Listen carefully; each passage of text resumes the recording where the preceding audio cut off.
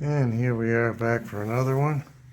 Today we're going to talk about the Triumph 500. By that I mean the T100. This particular one I'm talking about is a 1969. So let's get started.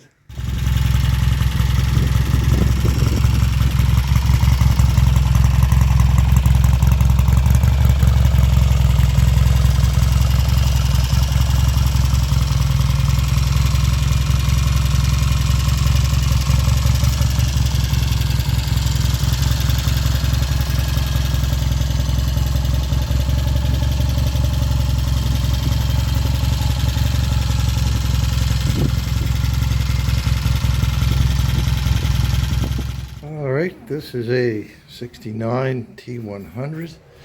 It's what I like to call the real T100s. No insults to anyone who owns the new Hinckley T100s.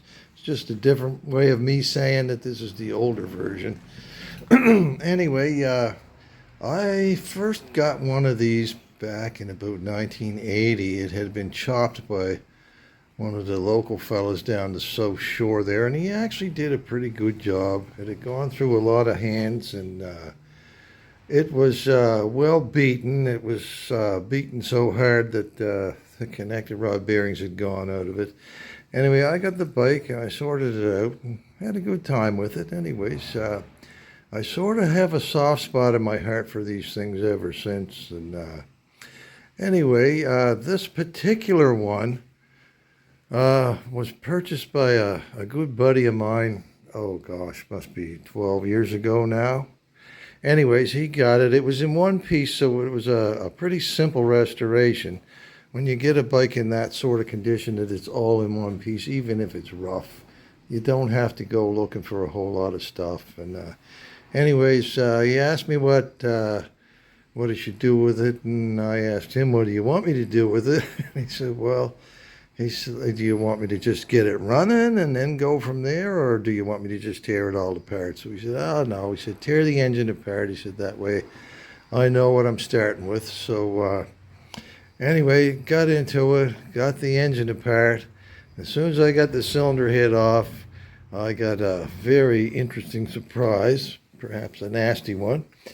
Anyway, this is one of the pistons that I cut in half, and I have it as a keepsake anyway. So this is what happens when somebody doesn't like you, or you're mad at somebody for some reason or other. What happened was somebody dropped a few grub screws down into each cylinder, and it really beat the top of those pistons up. It beat up the cylinder head too, but I was actually able to take a Dremel and grind most of the mess out of that cylinder head. So the cylinder head survived. Of course, the pistons obviously didn't. And the cylinders, the gouging in the cylinders was so deep that there was no way that a rebore was going to cure that problem created by those grub screws. So we wound up getting the cylinders rebored back to standard size. Now the other option would have been to just buy new cylinders, but it costs about the same, so we wound up just taking the ones we had over to the machine shop. It was in Halifax at the time. Now it's over in the city of Dartmouth. But anyway, they do good machine work over there on engines and that sort of thing. So anyway, they were machined back to standard size. We put a new set of standard pistons in it, and you know, all new bearings and that sort of thing in the engine. We had a good going over. Anyway, that was, you know, pretty much that for the engine. The frame and the black paint on it, on most of this stuff except for the side cover and the oil tank, is actually powder coat. That was done by a local guy, and my God, he's probably the best powder coater in Nova Scotia. I've never seen anyone do work that could equal his. Like, he would go over the top with the work he did, and he used a good product as well. So and the paint was done by a really sort of famous local guy down in Liverpool. His name is Wendell. He does a lot of hot rods and and he does some motorcycles too, and that paint is just beautiful. Anyway, it came out really nice. So let's stop here for a second. So how did I end up with this bike? Well, the fella who originally had me restore the machine for him, he never really fell in love with it. He doesn't get attached to a lot of motorcycles. He never seems to keep anything very long, but that's just the way some people are. No big deal. Anyway, he sold it after about a year and a half to another very good friend of mine who has a lovely collection of antique bikes. And anyway, he never fell in love with it either. I think he only drove it the one time, and then it went down into his lovely little collection down in the basement. It's almost like a museum down there, actually. But anyway, the bike sat down there clean and tidy for, I think, about 9 years. Anyway, I knew that he was after that Atlas that I had done up for myself and rescued from the junkyard. And anyway, I got to thinking about this bike, and I thought, gee, it would be nice to get that out in the sunshine again and see somebody using it. And since I have a special place in my heart for these things, I called him up one day and I asked him if he'd like to trade this for the Atlas, and he said, hell yeah. So anyway, I made him promise that he would drive the bike, and he hasn't let me down. He's been driving the Atlas, and anyway, I got this on the road. It didn't take too much to get it ready to go back on the road. Had to do a little bit of carb work, you know, a little tuning. I had to change the seal in the transmission because that had started to leak. While I had it apart, I noticed that a piece of the primary chain, one of the rollers, had actually cracked and fallen off. So I replaced the primary chain in there as well. Of course, it needed a new battery or an oil change, the stuff a bike usually needs when you put it on the road. Anyway, so I got it on the road, and I've been using it ever since. And let's see, what else can I show you on this one? Oh, there's something really interesting. These Unit 500 twins came out in 1959, I believe. The 350 3TA was the first one to come out with a unit construction engine. And all that means on these bikes is that the transmission case and the crankcase are cast in one piece. But here's a little something interesting left over from the earlier ones.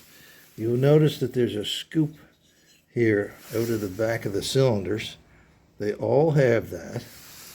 And then there's this boss in the casting. That's where they used to fit a distributor on the early versions. I'm not sure, what was it? I'm not sure the year that they changed from the distributor to the points ignition. This one has the original Lucas type ignition points and the manual, or not manual, the automatic advance in it as well. Another great thing about these 500s is that the gearbox is a genuine plug and play unit. Like you can assemble all the gears on the shafts in the outer case here and just plug the outer case right back in there, and it's a simple thing to work on. I've heard people say that you can do that excuse me, with the 650s and 750s, but I've never been able to do it.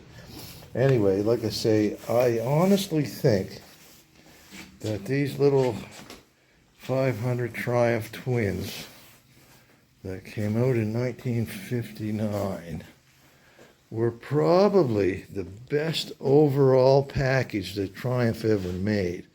I mean, don't get me wrong, I like the 650s, I like the 750s, they're great bikes, but overall, this 500 to me was the best overall package that Triumph ever came up with. I love them. This particular gas tank is not from the 69 model bike. The mounting points are in different places in the front, and there's more of a scoop in for the knee pads here and that. Plus there's the holes for the good old testicle grater up there. This tank is probably off a 66. What's it doing on this bike? Well, I suspect this bike was probably involved in an accident at one time or another, and the original tank likely got bashed up pretty good, and whoever owned the bike had access to this particular gas tank, and they put it on. Anyway, that's the way the bike came to me, with this tank on it, so we just said, you know what? That's a nice tank, let's go ahead and use it. The only thing that I'm not crazy about with this particular tank is there's only one fuel cock on the tank, so you have no reserve. If you run out of gas, the only thing you can do is park on the side of the road, tip the bike way over on the left-hand side, and hope there's enough gas spills over from the other side to get you to the nearest gas station. Anyway, I like to keep an eye on the odometer. About every 100 miles I'll fill it up. That leaves me, I think, with quite a bit of extra fuel in the tank without running out. So, why is the bike up here on the lift? Well, I've already done the springtime maintenance. It's had the points checked and cleaned. It's had all the oil changed. It's had the primary chain tension checked. Everything that needs to be gone over has been looked at. It's up here because it needs a cleaning. It's just that simple. And plus, it's a great place to park a bike. So anyway, I'll give this a good cleaning because it's due. I mean, what I did when I got it out of storage this spring was just basically wipe it off with a nice clean rag and spray a little bit of Windex on a few items and clean the fingerprints and the junk off. And anyway, it's kind of tidy looking, but it'll look better after I clean it up. So, what else can I tell you about this bike? Well, I can tell you one thing, the handling is impeccable. I live on a nice twisty road, and there's no corner or turn on here that ever surprises me because, you know, unless I'm being an idiot, the bike will go around any corner I point it to. The front brakes are probably the best brake they ever put on anything factory-wise, at least with the big three in England. It's a double leading chute brake. It will lock the front wheel with 2 fingers, so if you get in a panic stop condition, this will haul you down in a real hurry. The back brake is your typical Triumph rear brake. It's like I say, it's not cable operated. There's a good stiff rod going between the brake pedal and the brake lever that will lock up the back wheel in a huge hurry. And as far as that sort of thing goes, if you lock up the wheel and your contact patch loses grip on the pavement, then there's nothing more you can do with these old bikes because they do not have ABS braking like some of the old BMWs did, and we're not talking about that. We're talking about these nice old Triumphs here.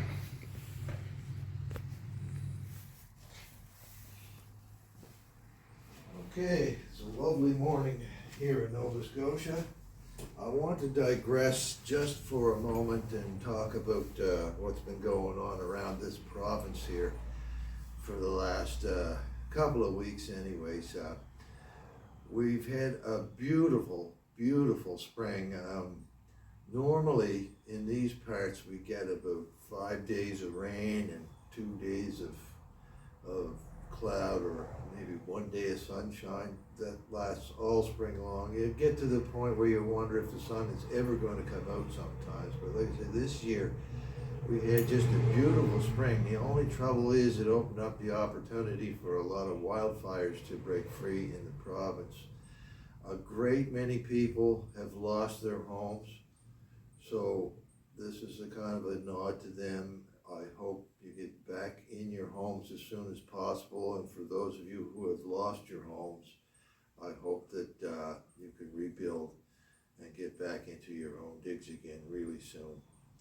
Anyway, we did start getting some rain about a week ago, and when it rained hard, and it really helped to get these wildfires under control and even put some of them out. So, like I say, a nod to all the people out there who've lost their places.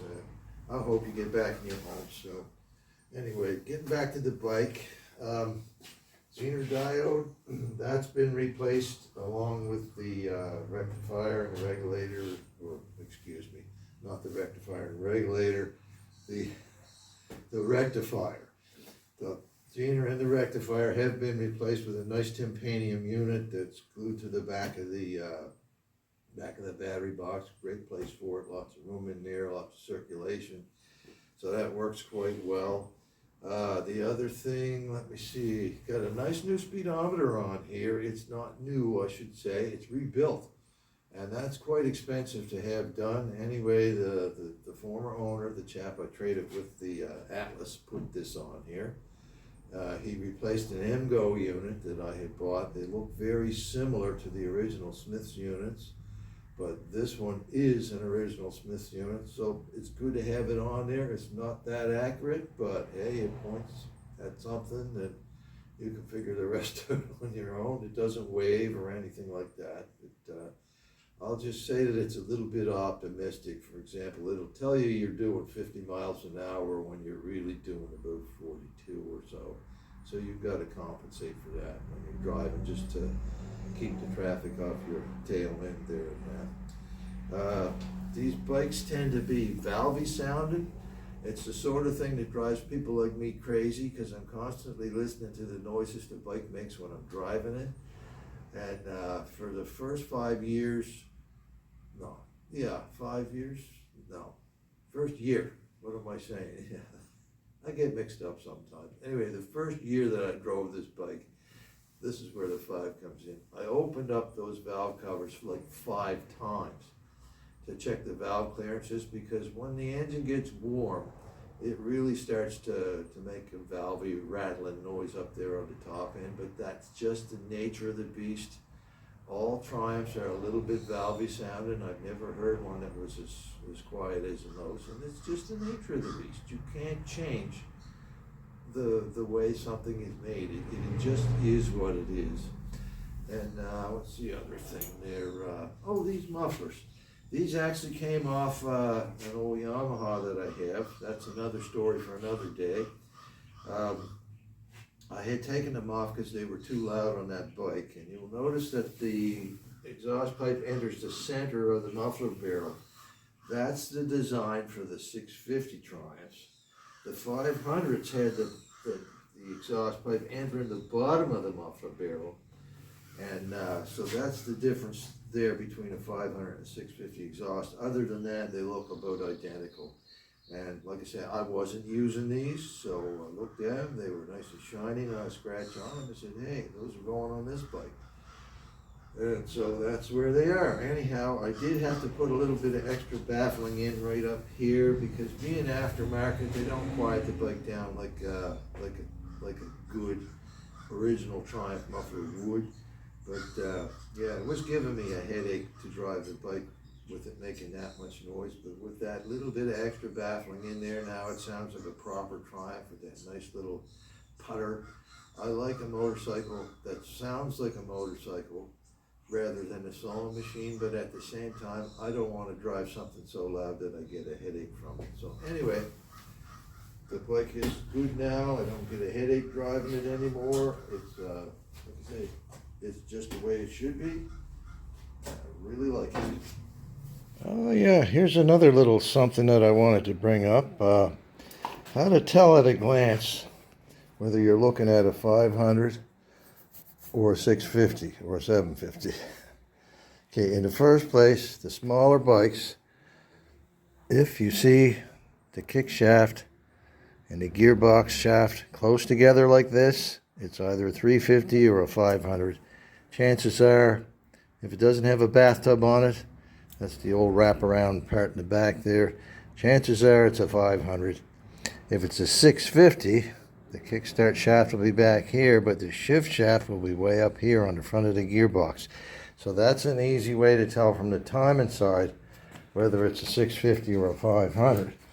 Now, if you're standing on the primary side and you're wondering what you're looking at, these 500s have this teardrop shape in the primary. that covers up the generator rotor and stator. So if you see that teardrop shape, instead of a sort of an eyebrow shaped piece going around here, then you're looking at a 500.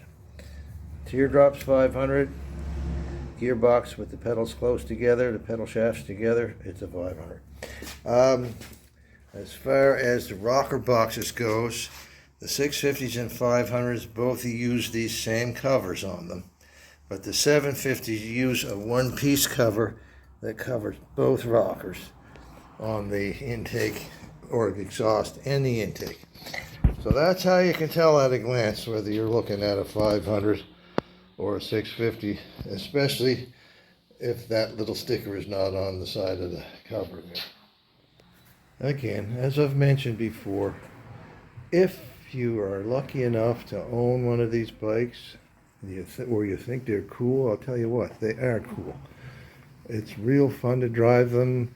They're not the sort of bike you want to take out on the highway and thrash at 70 miles an hour all day long. They will do it, but they're not made for it. What they're built for, as far as I'm concerned, is zooming down a nice twisty secondary road and just enjoying the ride. So, you know, if you like new bikes, don't expect these old bikes to act like a new one, because they're not new bikes. You cannot compare a brand new or a 10-year-old even motorcycle to a 55-year-old one. Anyway, I hope you liked the video. Thank you for watching.